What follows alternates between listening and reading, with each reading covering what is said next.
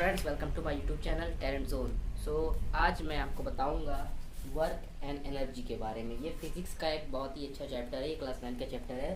तो चलिए स्टार्ट करते हैं। तो इसमें सबसे पहले मैं डिस्कस करूंगा वर्क के बारे में, ठीक है।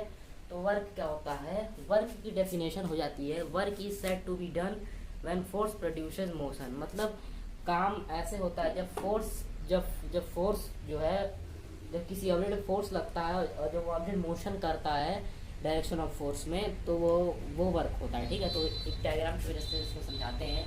मान लीजिए एक ऑब्जेक्ट है, इस ऑब्जेक्ट पे आप 10 न्यूटन का फोर्स एक्ट कर रहे हैं, ठीक है।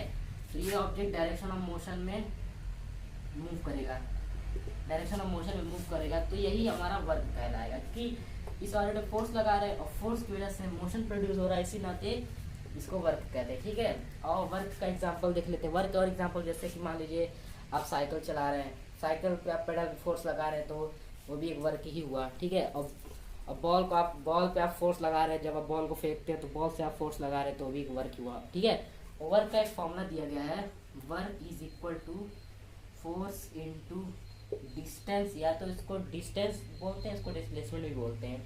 तो कहीं कहीं पे ये डिस्प्लेसमेंट लिखा रहता है और कहीं कहीं पे ये डिस्टेंस लिखा रहता है। इसमें वर्क का मतलब हो जाता है, ये डब्ल्यू का मतलब हो जाता है वर्क, और एफ का मतलब होगा इसमें फोर्स, और एस का मतलब होगा इसमें डिस्टेंस या फिर डिस्प्लेसमेंट, को डिस्प्लेसमेंट भी कह सकते हैं, ठीक है। ठीक, अब इसकी यूनिट के बारे में बात करते हैं। तो इसकी यूनिट होती है, तो इसकी यूनिट हम निकाल सकते हैं। फोर्स की यूनिट क्या होती है? न्यूटन, आपको पता है। और डिस्टेंस की ऐसा यूनिट क्या होती है? मीटर होती है। तो इसकी न्यूटन मीटर यूनिट हो गई।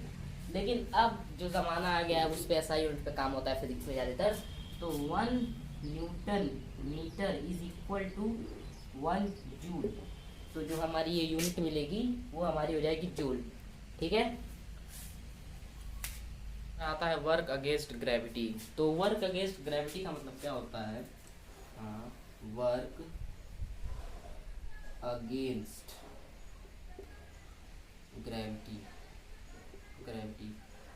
ग्रेविटी के अगेंस्ट जब वर्क डन होता है तो उस केस में कैसा वर्क डन होता है, ठीक है। तो सबसे पहले एक एग्जांपल बताता हूँ मैं आपको, एग्जांपल समझाता हूँ। एक सीढ़ी मान लीजिए ये है, ठीक है ना, ये सीढ़ी है, ये हो जाएगी सीढ़ी।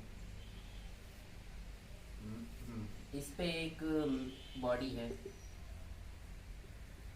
बॉडी का कुछ ना कुछ वेट होगा, तो weight is equal to m into g के इक्वल होगा। इसका वेट मास इंटू ग्रेविटी के इक्वल होगा ना।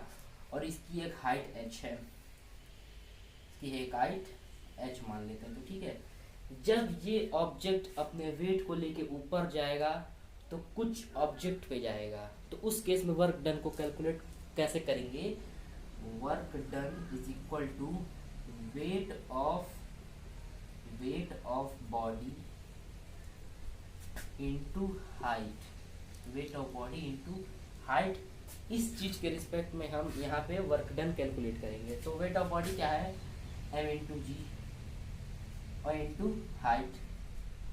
तो हमारा वर्क डन अगेंस्ट का जो फॉर्मूला बन के आया है ये है हमारा W is equal to m into G into H, जिसमें W का मतलब सबको पता है वर्क है, m का मतलब सबको पता है मास है, और जी का मतलब इसमें है acceleration due to gravity, acceleration due to gravity. इसकी वैल्यू हम लेते हैं ज़्यादातर 9.8 लेते हैं, 9.8 मीटर पर सेकंड स्क्वायर, या तो कभी कभी 10 मीटर पर सेकंड स्क्वायर इसकी वैल्यू लेते हैं। और एच का मतलब हाइट है, एच का मतलब है क्या?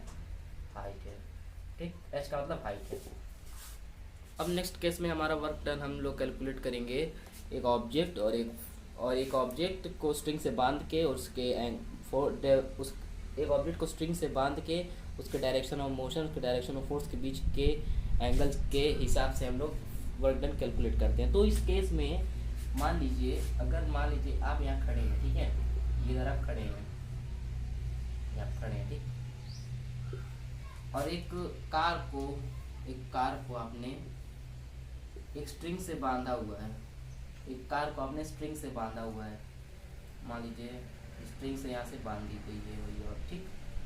और आप इसको खींच रहे हैं और ये यहाँ मूव कर रहा है, इधर मूव कर रहा है, इधर मूव कर रहा है, आप इसको इधर से खींच रहे हैं। तो डायरेक्शन ऑफ फोर्स, ये हमारा डायरेक्शन ऑफ फोर्स हो जाएगा, क्योंकि इस जगह पे आप फोर्स लगा रहे हैं, इस जगह से स्ट्रिंग से आप फोर्स लगा रहे हैं, ऑब्जेक्ट हमारा इधर मूव कर रहा है। तो डायरेक्शन ऑफ फोर्स और डायरेक्शन ऑफ मोशन के बीच का जो हमारा एंगल बनेगा वो एंगल हमारा होगा थीटा।